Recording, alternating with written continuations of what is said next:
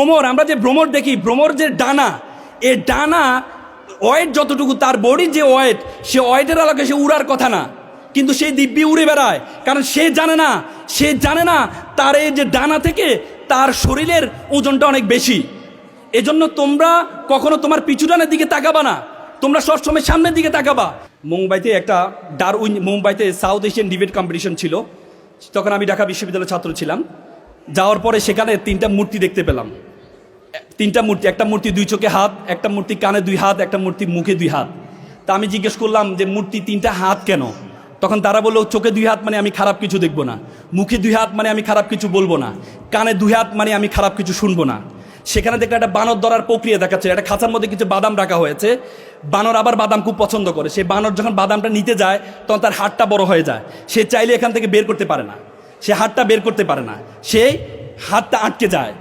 তখন পরবর্তী সে চাইলে এখান থেকে মুক্ত হতে পারে কিভাবে? সে বাদামটা ছেড়ে দিলে, কিন্তু সে বাদামের লালসা ছাড়ে না, পরবর্তীতে সে ধরা খেয়ে যায়। আমাদের লাইফে এরকম অনেক বাদাম আছে। আড্ডা is a one kinds of বাদাম, Facebook is a one kinds of বাদাম।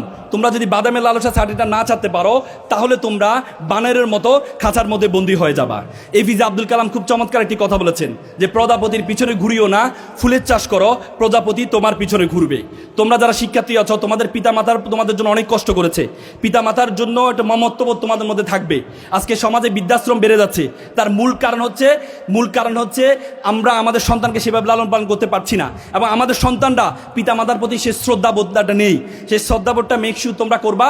আর আমাদের দেশ, আমাদের বাংলাদেশ, নতুন বাংলাদেশ, সুন্দর বাংলাদেশ, এই সুন্দর বাংলাদেশের জন্য তোমাদের কিছু দায়িত্ব কর্তব্য আছে। তোমরা পৃথিবীতে এত সুন্দর দেশ তুমি কোথাও দেখবা না। I have visited 26 states all over the world. আমি পৃথিবীর 26টা দেশে গিয়েছি, একদিন থেকেছি, 2 দিন থেকেছি, আমার দেশের জন্য অন্যরকম ভালোবাসা তৈরি হয়েছে। পৃথিবীতে এত সুন্দর। আমি কিছুদিন আগে রাশিয়া গিয়েছিলাম, -25 ঠান্ডায় আমি অজু করতে যাব, ঠান্ডায় আমার আঙ্গুল ফেটে রক্ত বের হয়েছে। পৃথিবীতে এত সুন্দর দেশ তুমি কোথাও পাবা না। জন এফ কেনেডি বলেছে, you don't ask what country can do for you, you can ask you can do for you country. তুমি জিজ্ঞেস করো তোমার দেশ তোমাকে কি দিয়েছে, বরং তুমি জিজ্ঞেস করো তুমি তোমার দেশের জন্য কি করেছো। সুতরাং দেশের প্রতি মামত্ববোধ, পিতামাতার প্রতি শ্রদ্ধা, শিক্ষকের প্রতি শ্রদ্ধা, এটি সুন্দর কেরিয়ার গঠনের মাধ্যমে তোমরা অনেক বড় সমাজে একটা ভূমিকা পালন করবে, সে আশাবাদ ব্যক্ত করছি।